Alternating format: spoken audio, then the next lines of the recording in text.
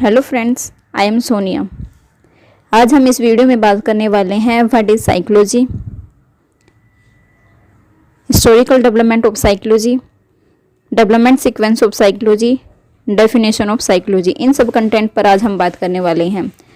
तो सबसे पहले हम बात करेंगे what is psychology and historical development of psychology. मनोविज्ञान क्या है? मनोविज्ञान को अंग्रेजी भाषा में साइकोलॉजी कहा जाता है। साइकोलॉजी दो ग्रीक शब्दों से बना है, साइके प्लस लोगस। यहाँ साइके का अर्थ है आत्मा और लोगस का अर्थ है विज्ञान या अध्ययन। इसका अर्थ है कि प्राचीन काल में मनोविज्ञान को आत्मा का विज्ञान या अध्ययन माना जाता था। आज मनोविज्ञान एक विज्ञान है जो प्राणी के बिहेवियर और मेंटल प्रोसेस का अध्ययन करता है। दूसरे रूप में हम मनोविज्ञान को और अच्छे और बेहतरीन तरीके से समझ सकते हैं कि मनोविज्ञान एक ऐसा विज्ञान है जो सिस्टमेटिकली और ऑब्जर्वेबल बिहेवियर का अध्ययन करता है और प्राणी के भीतर के मानसिक एवं दैहिक प्रक्रियाओं जैसे थिंकिंग, इमोशंस तथा वातावरण की घटनाओं के साथ उनका संबंध जोड़कर अध्ययन करता है। इसलिए मनोविज्ञान को व्यवहार एवं मानसिक प्रक्रियाओं के अध्ययन का विज्ञान कहा गया है। मनोविज्ञान का डेवलपमेंट दर्शन शास्त्र और शरीर शास्त्र से 1680 में हुआ था। मनोविज्ञान की उत्पत्ति के बाद मनोविज्ञान के रूप में लगातार परिवर्तन होते गए। अब हम बात करते हैं डेवलपमेंट सीक्वेंस ऑफ साइकोलॉजी कि मनोविज्ञान का विकास क्रम कैसे कैसे रूप में चेंज होता गया। सबसे पहले मनोविज्ञान को आत्मा का विज्ञान 16वीं शताब्दी में माना जाता था। मनोविज्ञान को आत्मा का विज्ञान मानने वाले थे अरस्तु, प्लेटो और डेकार्ट। लेकिन कुछ साइकोलॉजिस्ट ऐसे भी हुए जिन्होंने मनोविज्ञान को आत्मा का विज्ञान मानने से इनकार कर दिया, जिसमें इनका नाम आता है J.S. रोज। उनका खंडन करने का कारण ये था कि आत्मा को देखा नहीं जा सकता, आत्मा अमूर्त होती है। इसलिए उन्होंने मनोविज्ञान को आत्मा का विज्ञान मानने से इनकार कर दिया कि जिस चीज़ को हम देख नहीं सकते तो उस चीज़ की हम स्टडी कैसे कर सकते हैं। इसलिए मनोविज्ञान को आत्मा का विज्ञान मानने से इनकार कर दिया। इसके बाद मनोविज्ञान को 17वीं शताब्दी में मन या मस्तिष्क का विज्ञान कहा जाने लगा। इसको मानने वाले थे पंपरोजी, जो कि इटली से थे। इनके अनुसार प्रत्येक व्यक्ति अपने दैनिक जीवन के कार्यों को मन या मस्तिष्क की हेल्प से ही पूरा करता है, परंतु ये विज्ञान मन और मस्तिष्क की स्पष्ट संरचना नहीं बता सके। मन के बारे में कहा गया कि मन बड़ा चंचल होता है, मन स्थिर नहीं रहता, उसका अध्ययन कैसे किया जा सकता है। इसलिए इस सिद्धांत को भी मानने से इनकार कर दिया। इसके बाद मनोविज्ञान थर्ड नंबर पर आती है। मनोविज्ञान को 17वीं शताब्दी में चेतना का विज्ञान कहा जाने लगा। इसको मानने वाले थे विलियम जेम्स वुड, टिचनर। ये साइकोलॉजिस्ट मानते थे कि मनुष्य अपने कार्यों को करने के लिए चेतना का ही यूज करता है, कि हर काम के लिए चेतना अवस्था जिम्मेदार होती है। चेतना के कारण ही व्यक्ति अपने हर कार्य को कर पाता है। 1908 में मनोविश्लेषणवादी मनोवैज्ञानिक सिगमंड फ्रॉयड ने चेतना अवस्था के साथ साथ दो और अन्य अवस्थाओं का भी वर्णन किया है, जिनको हम अचेतन और अर्धचेतन के नाम से जानते हैं।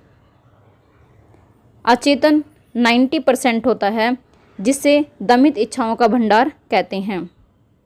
जिन इच्छाओं को हम पूरा नहीं कर सकते, उन इच्छाओं को अचेतन में धकेल दिया जाता है। जैसे ड्रीम्स, जो हमारे ड्रीम्स होते हैं वो सारे अचेतन में ही होते हैं। अब बात करते हैं अर्धचेतन की। अर्धचेतन अवस्था, इसे प्राप्य मेमोरी भी कहते हैं। जैसे जब हम सोते हैं तब हम अचेतन अवस्था में होते हैं। चेतन का विज्ञान, इसका समर्थन करने वालों में विलियम वुड का नाम भी आता है। विलियम वुड ने 1879 में जर्मनी के लिप्जिंग शहर में सबसे पहले मनोवैज्ञानिक प्रयोगशाला की स्थापना की। इसके बाद 4th नंबर पर आता है कि 20वीं शताब्दी में मनोविज्ञान को व्यवहार का विज्ञान कहा जाने लगा। इसका प्रतिपादन जेबी वॉटसन ने किया। वॉटसन का प्रसिद्ध कथन है जो उसने कहा था कि मुझे 9 महीने का एक शिशु दे दीजिए, तुम जो चाहो मैं उसे बना दूंगा, चाहे वो डॉक्टर हो, इंजीनियर हो, चोर हो या लुटेरा हो। इसके अनुसार मनोविज्ञान व्यवहार का अध्ययन करता है। व्यवहार से तात्पर्य वातावरण के साथ साथ हम व्यक्ति के व्यवहार का अध्ययन दोनों को मिलाकर करते हैं। मनोविज्ञान के बदलते रूप को देखकर वुडवर्थ ने कहा, मनोविज्ञान ने सर्वप्रथम अपनी आत्मा को त्यागा, फिर मन मस्तिष्क को छोड़ा, उसके बाद चेतना खोई और वर्तमान में विशेष प्रकार के व्यवहार को अपनाए हुए हैं। जो सबसे फेमस है, मतलब कि वुडवर्थ ने ये जब मनोविज्ञान बार बार अपने रूप चेंज कर रहा था, यानी कि सीक्वेंस जो चेंज हो रहे थे, तो इसमें वुडवर्थ ने क्या कहा कि मनोविज्ञान ने सबसे पहले सर्वप्रथम अपनी आत्मा को त्यागा, फिर मन मस्तिष्क को छोड़ा और उसके बाद अपनी चेतना खो दी और वर्तमान में विशेष प्रकार के जो बिहेवियर है उसको अपनाए हुए हैं। तो अब हम बात करते हैं definition of psychology. According to Woodworth 1954 में व्यक्ति के पर्यावरण के संबंध में व्यक्ति की क्रियाओं का विज्ञान ही मनोविज्ञान है।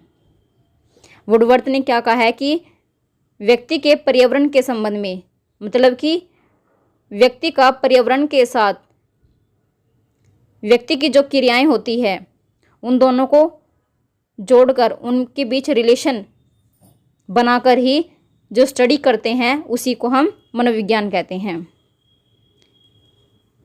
दूसरी डेफिनेशन है अकॉर्डिंग टू स्किनर 1956 में, जीवन की विभिन्न परिस्थितियों के प्रति प्राणी की प्रतिक्रियाओं या व्यवहार का अर्थ कि प्राणी की सभी प्रकार की प्रतिक्रियाओं, समायोजन, कार्य,